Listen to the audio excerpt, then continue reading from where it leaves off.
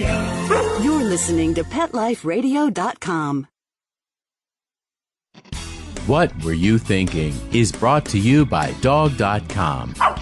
For everything and anything dog, shop Dog.com today for all the top brands. Greenies, Frontline, Kong, Nylabone, Royal Canin, and more. Shop at Dog.com and use the promo code SADTHINK, SADTHINK, and get $15 off your order of $75 or more. You've had a long day at work, and you can't wait to just get home, take off your shoes, plop yourself down in your favorite chair, and relax. You walk up to your tranquil residential home and your neatly manicured lawn in your quiet suburban neighborhood, put the key in the lock, open the door, and... yes, the pets have gone wild! What were you thinking? Welcome to the show about everything you always wanted to know about exotic pets. Where to get them, what to feed them, and how to care for them. You'll even find out why some people live with a monkey. Now, here's your host, exotic pet expert and author Bob Tart. Hey, Bob, what were you thinking?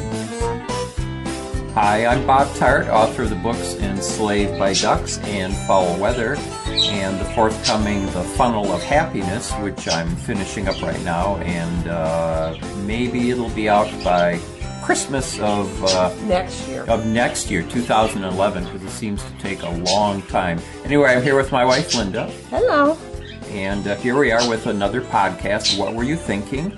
I tried to do a couple of phone interviews, or at least I tried doing one in between the last podcast that I posted, but I'm having troubles with my telephone interface. I think one problem is that it's been 6 months, about 6 months since I've done a podcast, and this interface is quite touchy, and it's not intuitive to use at all, and so I'm having trouble remembering just how I have to set everything for it to work without a lot of buzzing. So Linda, we're going to try and do this in the bird room. And have you noticed that just since I started talking, how much the noise level has risen in here? They like to be noisy when we're noisy. Yeah, so we may have to move to the other room again. We'll see if it... But we usually show in here. Yeah. Usually okay. Yeah, last time it got pretty bad, though. This is our Halloween show, and it's a Halloween show because we have... fall show. Well, I'm going to call it a Halloween show, though, Okay. because we have a spooky story that we're going to get to a little later, and I think that makes it a Halloween show. True. That's true. I have a couple things I want to mention, and then I will let Linda talk for a while. A couple things I want to mention is to please check out my website, and it's just bobtart.com, BOBTARTE.com, for information on the 2 books I currently have out, and also pictures of our animals. And also look for me on Facebook. And on Facebook, I publish or I post some photos, and people seem to like them. Usually nature photos or just odd things that we see. And also, if you want to be a guest on What Were You Thinking, that's assuming that I can figure out how to get that phone interface working again, just email me at bob@petliferadio.com. And one of our birds just threw some little wind chimes on the floor. So we're not going to mention who because we don't want to point any fingers. No. Let's start out before I kind of turn it over to you. Let's talk about the brief flurry of... now, that's not a bird. That's our clock. It's the clock. So we'll let the clock interrupt us for a moment. Is that the robin? Well, it says it's the robin, but we're off. It's not really the robin, so I'm not sure what that's supposed to be. Some happy-sounding bird. Yeah.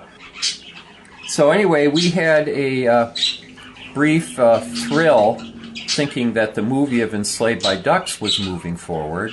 A friend of mine who was on the show, did we talk about this before? Now it's starting to seem familiar. The movie? Yeah. I just can't remember. I can't rember either. We haven't listened to the last podcast. No, we haven't even listened to our last sure. podcast. But well, for repeating this, sorry. Yeah, for repeating it, we'll just mention briefly that a listener told us that there was information on the Four Boys Films website saying that the Enslaved by Ducks movie was moving forward and that they had chosen Tony Shalhoub from Monk to play me, Nia Vardalos from My Big Fat Greek Wedding to play Linda, and that Tom Hanks was going to co-direct. And we were all excited about that because it looked like the movie was going to finally happen. Well, they did that. Yeah, but then I emailed the producer, David Hunt, and he emailed me back and said, no. Sorry, Charlie. Yeah, what happened was that Tony Shalhoub had to pull out of the project for some reason, and so because of that, the financing collapsed, because you have to really have what they call a bundle. I think that's what they call it. You need a script and a star, or a script and a director, and so now they're starting all over again with somebody else reading the script and seeing if they want to, star in it. Back to square one. Yeah, back to square one. So, okay, Linda, you had some stuff you want to talk about?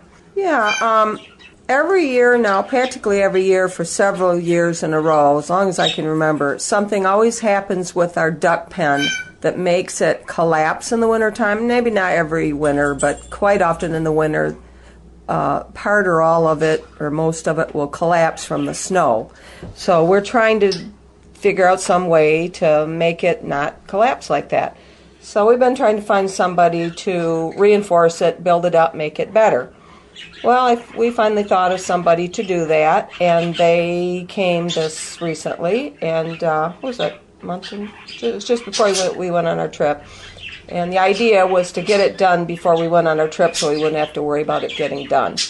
So anyway, they came. They had some guys out there working on reinforcing it, digging deep holes in the ground to put these, what do you call those wooden Support pieces? posts. Support posts in there. And when I first walked out there and saw them working, here they are with this huge boulder sitting beside them. I said, "Did you dig that out of the ground, out of that hole?" Yes, they did. Well, that's the condition of where we live. Any place you could stand in our yard, you could dig up boulders. There was rocks and sometimes boulders.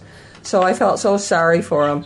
But at any rate, when they got done, which we did not think they were going to get done by the time we went on our trip, because there was one whole week where they didn't work on it at all that was close to the time of our trip. So I had been wringing my hands, very upset it wasn't going to get done. But lo and behold, the week before the week that we were going on our trip, they got right busy and they finished the whole thing. It looks absolutely beautiful. It looks almost like a greenhouse frame, like a high-ceilinged greenhouse frame. And it had been quite low before. In fact, didn't you have to lean down a little bit to get in some of the doors? What the problem is that we have a duck pen attached right to the back of the barn. It's a duck and hen With pen. netting over the top. Yeah, it's got a roof made just of poultry netting. And what happens... It's a real heavy-duty netting, though. It's heavy-duty netting, but what happens in the winter, there's two things that happen. First of all, if you have a wet snow, it doesn't go through the netting. It just sits on top of it. Caves it down. Pushes it in. And that puts a great weight on the support posts, too. The other thing that's a problem, and that's what I think collapsed it this past year. I don't think it was the snow. I think it was...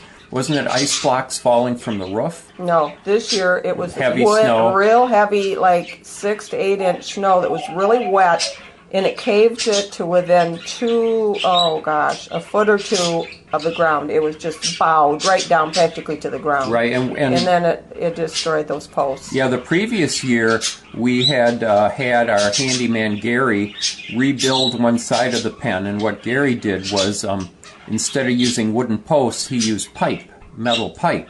But it was threaded metal pipe, and there was so much weight on top of the duck pen that it actually pulled the threads right out. In other words, it just yanked it straight out. And so what Scott did this time, and this is a big pen. I was looking on a description of our barn, and looking at a diagram of our property. And did you know our barn is 40 feet wide? No. Yeah, and so of course the pen isn't the entire width of the barn because there's that door on one side. It's but divided still, into two parts, and then there's a back porch to it that's right. added. Right. No, but I'm talking about just the width of it. It doesn't go the full width of the barn because we go in the one door to go into the barn that is right. not part. So it's probably 30 feet. Might be 30. So it's probably 30 feet wide. and it's at least that much deep, wouldn't you say? Maybe more than that. So this is a big pen, and we did not have enough internal support, so Scott and his crew dug Those 2x6s all along there. 4x6s. Is that what they're called? Yeah, those are big, and Big, so sturdy pieces of wood. and so what They're he's tall. hoping is that this will just keep the top from sagging because there's so Got many more support. supports, and it'll also help the integrity of the whole pen. It looks really good. It does. It looks beautiful. Yeah, I can't could turn it believe- into a greenhouse someday if I wanted to. It just looks great. Yep. So I'm still a little worried on that about that one side with the metal posts on it. We might have to put some more bracework along there. Yeah, find But some- overall, it looks wonderful. It's a pleasure. It's just, I don't know about you guys, but anytime you get something new around the house, it makes you feel great. I love looking at it. So that was a really fun thing for me, getting that in there. Yeah, I couldn't believe though of course, when you have contractors working on things, and they tell you it's a job we can do in 2 days, it doesn't mean they're necessarily... The code word for that is 2 weeks. Yeah, because it may mean we can do it in 2 days, but it doesn't mean we're going to do it in 2 days. Because in Michigan, the weather goes bad every third or fourth day, and then there's your weekends, and then there's the days they got other things to do. So we were stuck Never with count on that. one half of the pen we had to close off because there were these huge holes in it for the support posts. Yeah, so the poor ducks and chickens had to stay in this little pen on the side. It wasn't that little. No, but it's not that little. Plus, they they can acted go right all right. inside to the they barn. They can go in have the a big barn, but I still felt a little sorry for them. Yeah. They acted okay. But anyway, so now instead of having to duck when I go in there, I can walk and have this netting far over my head, and it really looks great. Yeah, it's high. Yeah, I really thought the ducks and chickens were going to be so unhappy, but after the first day, I decided they looked all right. They were happy enough. Now, speaking of ducks and chickens, I don't think we've given much of an update. Last year, we got a couple of Columbia Rock bantam chickens. We were at the Ionia Free Fair. Is that where we got them? Yes.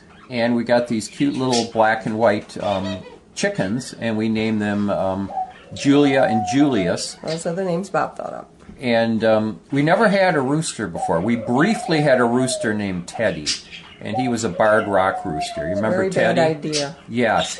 Teddy was not a pleasant We didn't occupant. raise him. He was just came to us. Well, the woman who gave Teddy to us said that he never gave her any trouble at all. And that's because he was saving up the trouble for us. Is that what it was? I would go into the barn and Teddy would be just kind of lurking, and then before I knew it, he would be flying at me trying to stab me with his spurs.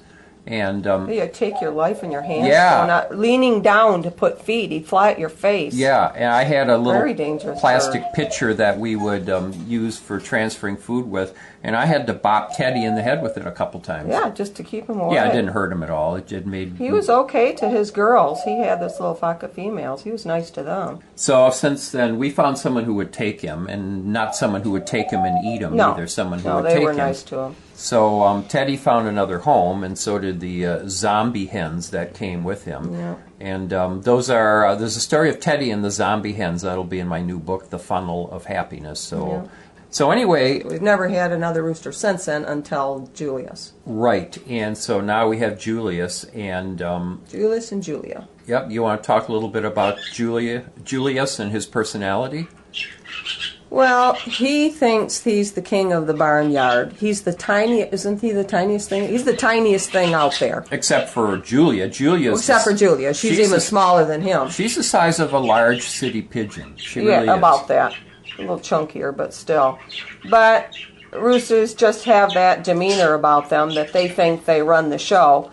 And that's what he does. He sort of paces around and he makes sure everything's going right in the barnyard. And whether it's a big fat duck or whether it's a chicken that's twice his size, he thinks he's the boss of them. And he just he'll call them over. If food is put down, he calls them over to eat.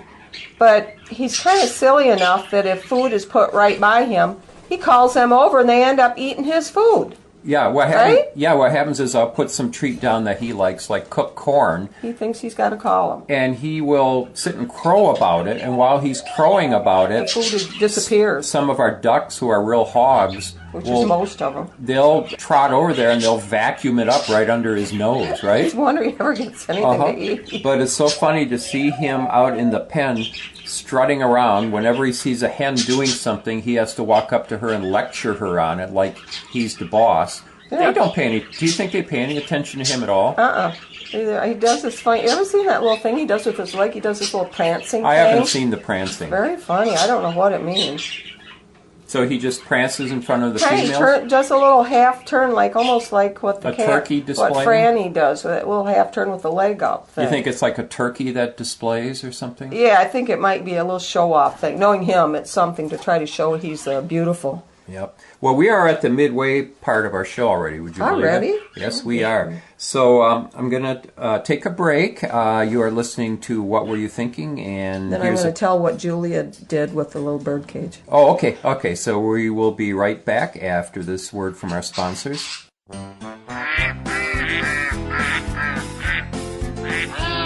What Were You Thinking? We'll be right back after Bob gets the ducks out of his living room. Don't go away.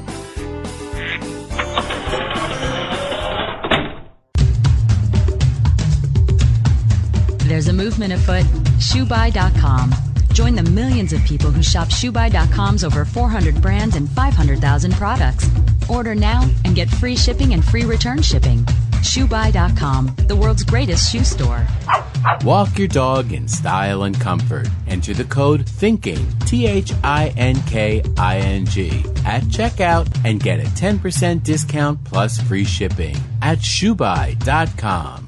Love your pets but wish their medications were a lot less expensive? They are at 1-800-PET-MEDS. You'll not only save on flea and heartworm medications, but on prescriptions for arthritis, incontinence, thyroid, and more.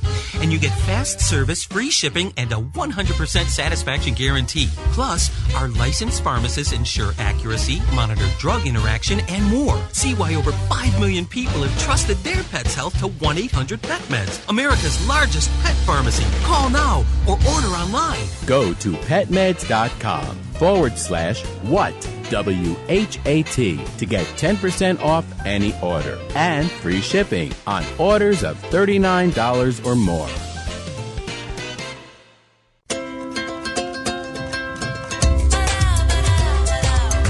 At Petco, we really love pets. There isn't anything we won't do to make sure they're getting the best products and the best care. So when you ask us a question like, so how do you feel about cat condos? We can say from experience, Feels like home. For her. Enter the code WHAT, WHAT, and save 10% on orders of $65 or more, plus free shipping at petco.com. Hello? Danica, where have you been? Oh, Grandma, I've been busy, racing, GoDaddy girl. Oh, I built my own online store with GoDaddy. Really? Let me see.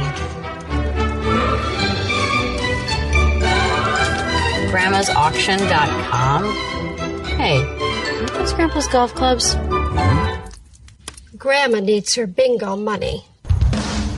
Use promo code WHAT10, WHAT, the number 10, and get a .com domain name for just $7.49 at GoDaddy.com.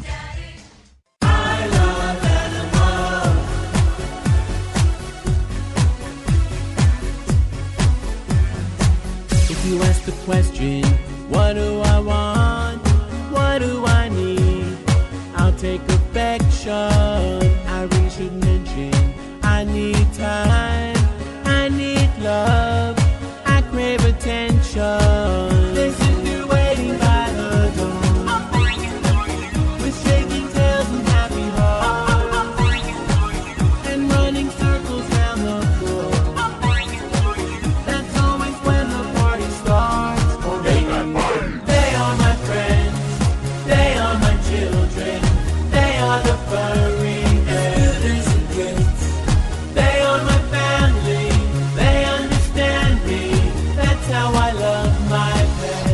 I Love My Pets, the new single by Mark Winter, Available in iTunes.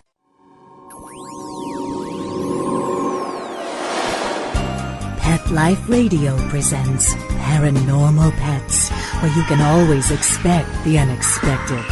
Each week we'll discuss all aspects of weird or spiritual animal encounters, ghosts, totems, psychic animals, animal souls, animal angels, and animals in religion, with a little cryptozoology thrown in. Step into the supernatural world of pets with your Paranormal Pets ghostly host, Dusty Rainbolt, every week on demand, only on PetLifeRadio.com.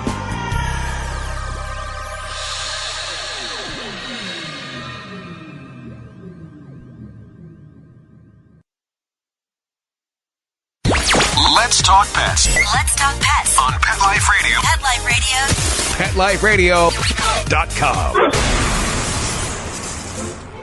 Okay, ducks are in the pond, rabbits in his hutch, and monkeys... Oh, in my car! Oh, okay, well, I go check my insurance policy. We'll turn you back over to Bob.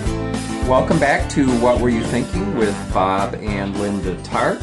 And we were talking about Julia and Julius, our little Columbia Rock rooster and hen. Everybody loves them. They're so cute. Oh, everybody loves them. And this, adorable. Have you got pictures of them on the website? I'll put them up, and I have to take new ones because I only have pictures when they were little. Before they, when they didn't. He didn't look much like a rooster then. Really? Nope, not compared to now. Oh. So anyway, this is our Halloween show, and we're going to have a pretty good Halloween story in a minute. But what did you want to say about Julia and the birdcage? Cage? I'm always doing head counts out there. I have to make sure somebody hasn't disappeared out a door or something has happened to somebody.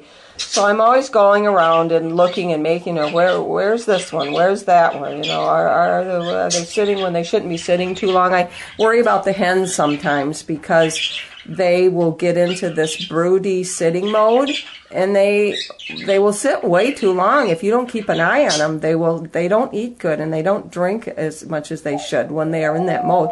So you want to make sure you keep an eye on them, make them get up and go eat and this sort of thing. So I'm always looking after them. And anyway, I was out there. I didn't see little Julia one day. And it was shortly after the time when the barn guy had been out there cleaning, and I'm nervous sometimes that they get out the door or something while he's dragging the pool with the used straw out, and I thought, oh dear, maybe she got out. So I was looking all over the barn, couldn't find her. Well, finally I found her. There's this trough there that has straw in it that previously was empty, but then we had one chicken that wouldn't quit sitting there constantly on these eggs, so we laid stuff in that trough. And the thing that we laid in the trough was these old bird cages. And in that trough, she was in that trough, and somehow or other, the bird cage, this upright bird cage, got turned over on her, and she was sitting upright in this bird cage. Who knows how long she had been there? Not more than overnight. Probably not even that. But just the idea that how in the world did she get in this? And she was just quietly sitting on an egg. And usually it's not even her egg, which are little tiny, teensy, looking like pigeon eggs. I think it was a bigger egg. But there she sat, happy as a clam. How in the world did she get in that bird cage? And I was so happy to find her. It was kind of a large cage with a dome top. But just the idea that, what if I hadn't found her? We probably would have found her before the end of the day. But this is the kind of stuff you run into when you have a bunch of animals. It's just funny incidents. And I was just glad she was okay. She just went running off. She was all right. It's also the kind of stuff that seems to happen to us all the time. Maybe, who knows. That gives you an idea how small she is, though, because that is a parakeet cage that she was in. Was it? Yeah, and so if you know what the size of the door, it's a little bit larger than the door in a typical parakeet cage, but not much larger, and she was able to go right in I don't there. think she went in the door. I think somehow she pushed it and it fell over on her. Oh. I think. I don't know. Okay. All right. Well, I think we should tell our Halloween story so that we have time, and then we will get into the other stuff, because that doesn't take too long, but I don't want to leave it off. Right.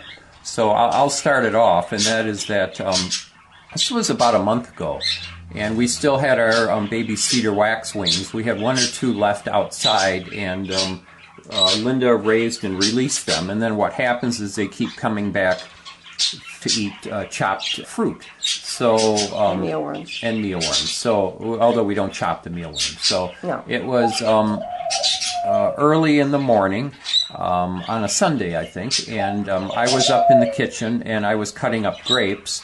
And Linda just got up. I just got up. And she opened the basement door because Franny usually often sleeps in the basement. So go ahead and say what happened. I don't remember if I was going down there to No, get you were opening something. it up to, I think you were opening it up. To you let usually Franny checked out? Yeah, because you knew Franny had spent the night in the basement. Whatever. I had that door open for something. And there was, it looked like Maynard running down the steps. And I said, oh, what's Maynard doing down there? Yeah, what you said to me exactly. You said one came up and one went down. That's right. What you said. Franny came up, and then what looked like Maynard went down. And then what is it you said? I said, get down there immediately. And you probably thought I was crazy. You didn't know why I would say that. I said, quick, go down there. So you ran down the basement, not knowing why I was so excited.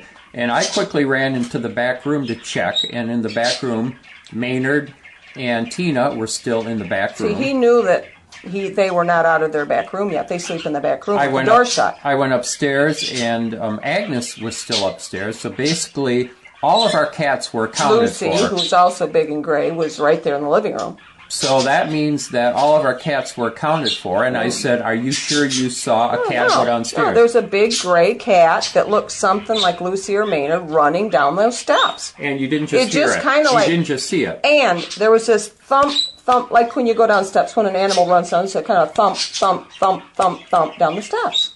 So I was really surprised by that. I didn't know what to think. I mean, you just don't imagine something like that, especially with that sound. So we looked all over the basement. We didn't figure there would be any way that a stray cat would have gotten in because Franny wouldn't have tolerated it. Oh, the other cats would have known about it. Oh, they'd be at the door all the time. There's no water down there for them to drink or anything. So it was just a few days later that I went to the basement door. I wasn't thinking. I wasn't paying a lot of attention. I opened the basement door, and there was Maynard right near the top of the stairs. So I opened the door, Maynard came upstairs, and then another dark cat that was right behind him ran down the stairs and turned right. And that's what happened before. And I thought to myself, that can't be Franny. And I called for Franny. Now remember, this cat turned right at the base of the stairs. I called for Franny, and immediately she ran up from the left of the stairs. And of course, as soon as I saw her, it dawned on me that Franny is mostly white with black on her. And this cat that I saw go down the stairs was not a white cat. Big gray cat. And I didn't just see the cat, I also heard it. Heard the same sound that I heard. Well, I didn't know it's the same until I talked to Linda about it. And I said, this cat that I heard, it didn't go down the stairs rhythmically. It went down da-dum, da-dum, da-dum, da-dum. That's exactly how it did with me. So I ran downstairs and looked all over. And again, if we had another cat in our basement, our cats... We'd know about it. We would know about it. Because when we first took in Franny, our other cats were right at the... We kept her on the porch before, she was tested for feline leukemia. Our cats were all stirred up. They were at the door. Oh, yeah. And they would not... They'd smell the cat. They'd hear it. Yeah, and if we had a cat living in our basement, it would have to have food. It would be using the litter box or not using the litter box. And we would know about it. That's right. So it's very spooky. It seemed like we had a ghost cat. We've got a ghost cat. We have not seen it since then or heard it since then. Nope. But it isn't the first time, because in Foul Weather, my second book, I have a story there about seeing a black cat in the basement that wasn't there twice. And I won't go into that now, but if you pick up a copy of Foul Weather, you'll read about it. I don't know if I particularly believe in ghosts. I don't know. I'm kind of ambivalent or agnostic about it. Seen a person. I mean, I don't know if we're particularly credible people, but I'm just telling you what we saw and heard. I did see it. And it's a cat that shouldn't be there. That was Who is it? Twice in our basement. No sign of it since then. We've never had one that passed away that looked like that. No, we? we didn't not. have a big gray cat that's passed away.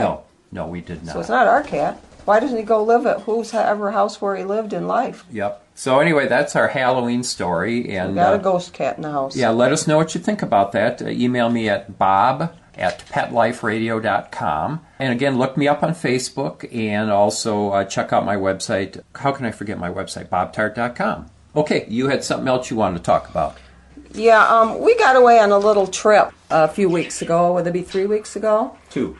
Was it 2 weeks ago? Anyway, just for 3 days. But we saw a couple zoos, and we got to go to Lake Michigan, to the shoreline. It was just nice getting away from. Yeah, we live in West Michigan, and so we only drove about 2 hours, hours south of where we live. Me and my bad back, we can't go too far. But one really neat thing is we got to see the great-grandson of Sitting Bull by accident in this Potawatomi History Museum where we were. He just happened to be there. That was in Niles, Michigan. Is that the Fort St. Joseph Indian Museum? Something like that. It's called the Potawatomi Museum, wasn't it? Whatever. Okay. We just walked in and we thought we'd just see the stuff, and a lady met us. Didn't she meet us at the door? Somewhere near the door. She was sitting at the door. She said, are you here to see the special? Are you here to see Ernie? She said. Yeah, and I thought maybe Bert and Ernie were there. And she said, well, you're in luck because the great-grandson of Sitting Bull is here today.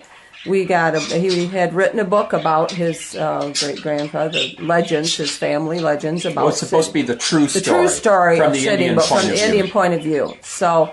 Got to meet him, see him. He looked like a genuine Indian with black braids. And had everything about him was probably what Sitting Bull would have looked like today. Just a neat guy.